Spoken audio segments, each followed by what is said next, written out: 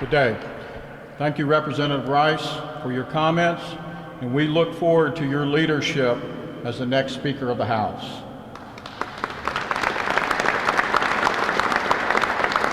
As Representative Westerman stated, I am honored to be the new Policy Committee Chairman, a role that I take very serious, and with the help and support of my colleagues, the blueprint of success has begun. An investment that we were willing to make in Arkansas, we will take the dedicated time and effort on our part. The policy plan we are announcing today is about taking action and responsibility that will lead Arkansas in a new direction of prosperity and opportunity.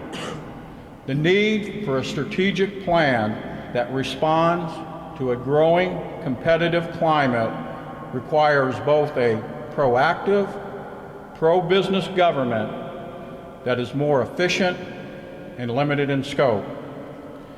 The status quo will no longer work, and a new vision that creates new jobs, grows our economy, promotes excellence in education, and limits the tax burden on our citizens must be executed. The plan will be simple, will be direct, will be bipartisan, and one that our citizens will hold us accountable. Now let's talk a little bit about the plan. The key objectives include: 1, spending reform.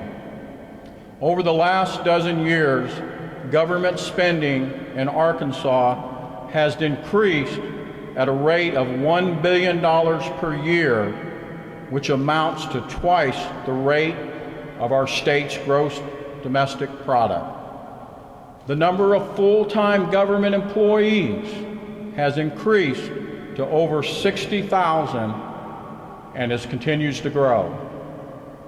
We will fight for hard-working Arkansans, taxpayers, by enacting yearly growth caps in our state general revenue budget, by implementing performance-based budgeting for state agencies, and demanding that agencies provide efficient and effective services for the citizens of Arkansas. Number 2 is income and other tax reform. We continue to be ranked near the bottom as it relates to our state's tax policy. While many other states are aggressively addressing the tax burden on individuals and businesses, including our border states, Arkansas's competitive gap is growing larger. Streamlining Arkansas's tax system, establishing a true middle-class tax rate, responding to the fiscal needs of industry and those willing to invest capital will be our top priority of the plan. Number 3 is Medicaid sustainability. We have recently learned that the Medicaid crisis in Arkansas is even greater than imagined. The shortfall, once projected at $150 million, now stands at over $400 million. Of course, this does not include the projected 400,000 new Medicaid enrollees expected to be added once the new health care law is implemented in 2014. Medicaid is the largest entitlement health program in our state, and its continued expansion will continue at the expense of budgets for education, roads, and public safety. First, we will offer legislation to implement new controls that will save millions for every 1% of waste, fraud, and abuse in the Medicaid system. We need transparency in the state budgeting process in order to identify surpluses while maintaining critical services so we can begin to manage this crisis. We believe the best legislation will be in support of patient and free market drivers, not by large government welfare programs. Number 4 is protecting Arkansas's future by offering policies of opportunities for our citizens and businesses. Rather than allowing policies of destruction, we can prosper and improve the overall quality of life for all Arkansans. Doing so will require some difficult social changes for some, but the benefits to all citizens are real and measured. We will propose legislation to address the pain-capable Unborn Child Protection Act, which protects unborn children past 20 weeks. We will also again, thank you.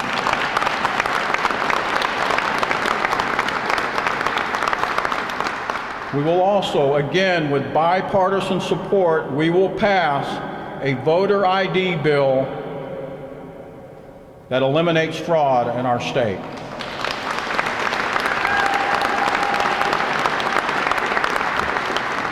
The time has come to empower our government employees who administer welfare and unemployment benefits with the ability to require drug testing in certain situations.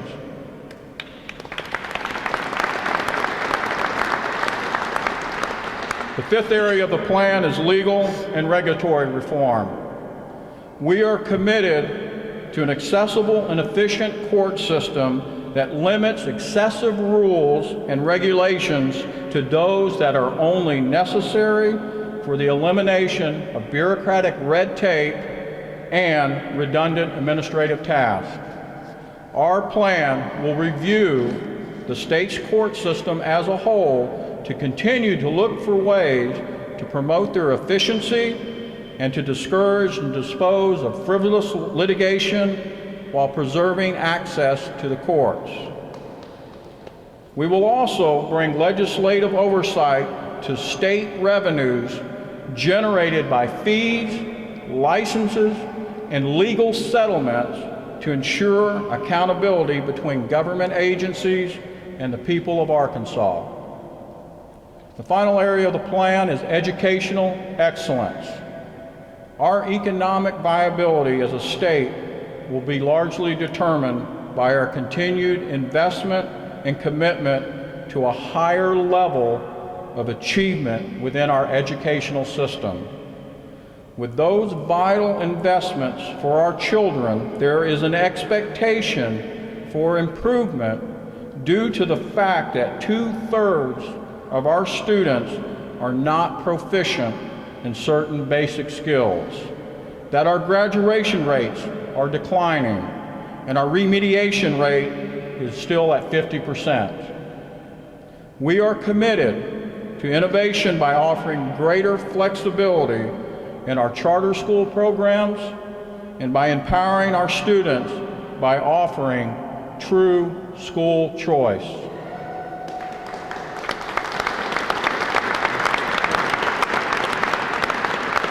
Our top education priority is our students. As I stand here today with members of the Republican Caucus who are committed to the success of Arkansas and its citizens, I am reminded of a quote by Steve Jobs. Mr. Jobs said, "Everyone here has a sense that right now is one of those moments when we are influencing the future." We believe this plan is the first step in ensuring the future of this great state. Thank you for your time today. I want to